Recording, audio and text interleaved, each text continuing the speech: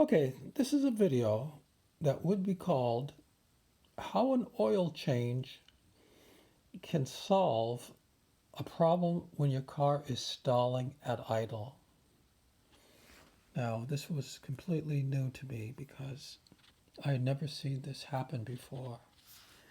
But that was because I previously had driven older cars like a 95 Civic, a 93 Civic, a 97 Corolla. But on this occasion, I was driving my wife's car, which is a 2014 Nissan Altima. And I had the grandkids in the car, and it stalled on me in a parking lot repeatedly. It would not idle. And to get the car home, I had to kind of gun the engine and not to try to let it stall out again by not coming to idle. So I knew there was a problem, but I didn't know what it was going to be. Now, one thing I thought of, not initially, but I did think of it, was why don't I check to see if there are any trouble codes? Sure enough, there was a P011 pending code. Okay, the check engine light was not on. And I used my scan tool, okay? And it said cam position activator A, bank A, timing over advance. Okay, now, this didn't really mean too much to me. Didn't know what to make of it initially. But almost serendipitously, one of my daughters, within the very same time frame before I had fixed this, because my wife was away for a week, in this period of time, told me that her car stalled at idle with her son in the car. She took it to the shop, and they said, well, what we're going to do is change all the fluids, and then we'll see. And I told her, I don't think that's going to do anything. How are the fluids going to change a problem when the car stalls at idle? Well, then I started doing a little research on this problem, and I found that it's true. It can happen. So the easiest way to see this that I found was go to the AutoZone website where it says P0011, timing over advance. You know, what could cause this problem? Let me see if I can scroll down just to the important part, okay? Because what I was thinking was, what could be causing this?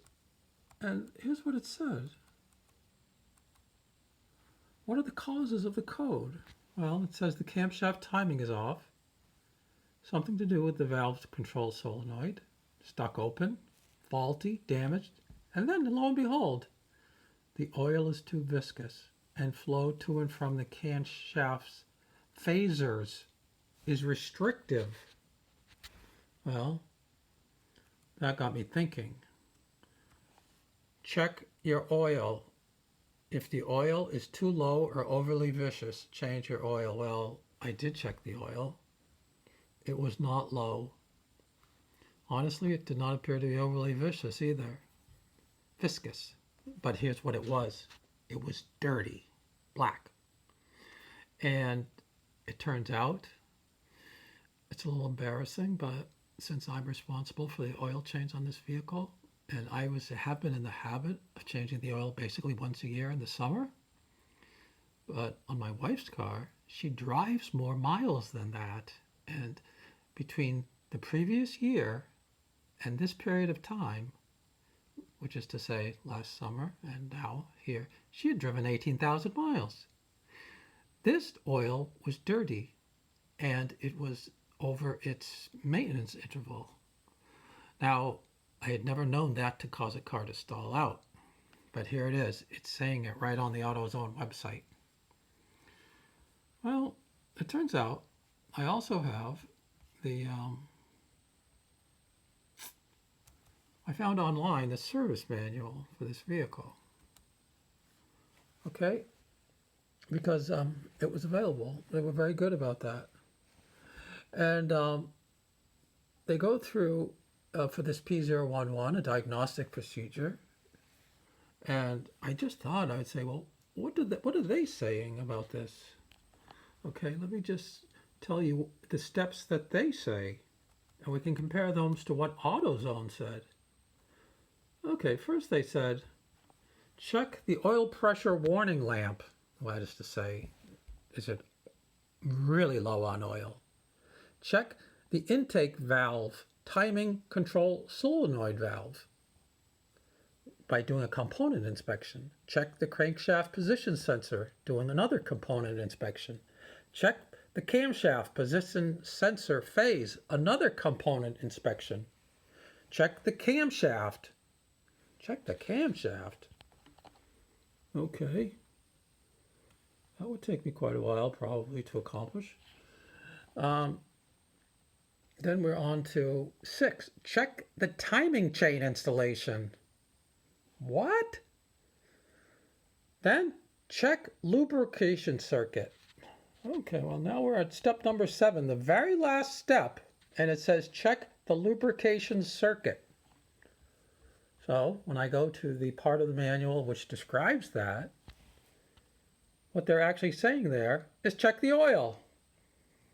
Check the oil appearance. Check if the appearance has excessive contamination, a white milky appearance or excessive contamination. Now in my case I would say, yeah, it could have excessive contamination because it was black, dark. That's not unusual for engine oil to be dark or black after you've run for several thousand miles or even over the recommended limit. Okay, so here's what I did. I changed the oil and I changed the filter. And the problem went away immediately. No problem. Hasn't had a problem in the last week or so. My wife's back. She's driving the car. And that's the story.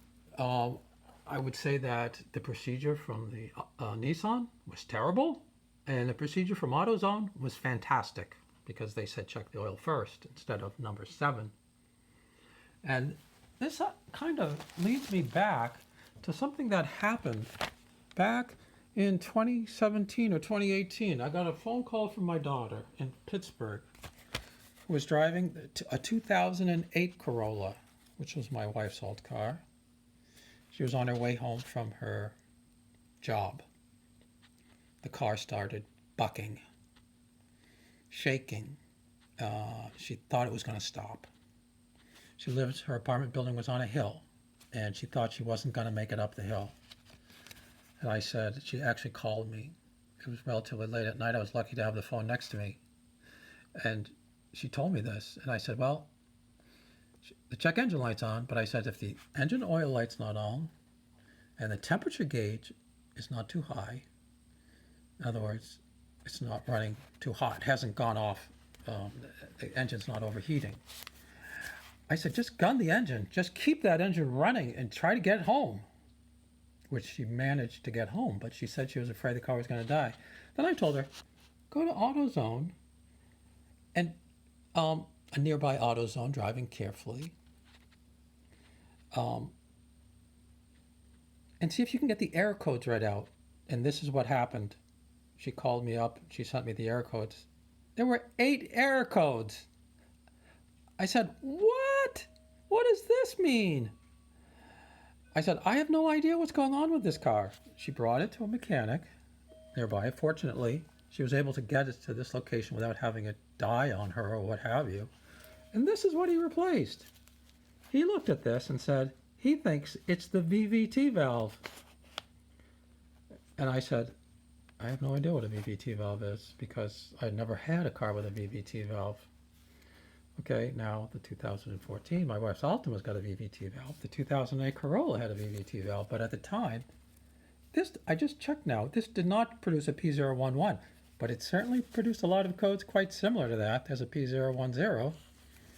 And she had actually changed the oil just months before this problem happened. So in this case, it should not have been due to a contaminated oil situation. It might have simply been a failure of this VVT valve.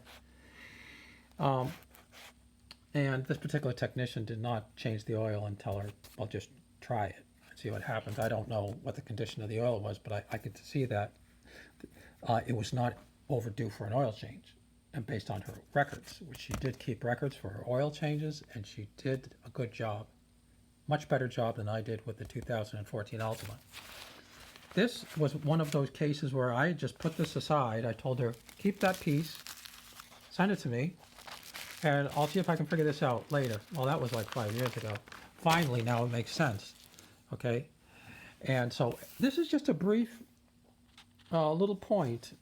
Check for a pending code, and be aware that if your car stalls at idle, and it's a car that has a variable valve timing, it may be an oil change that's called for.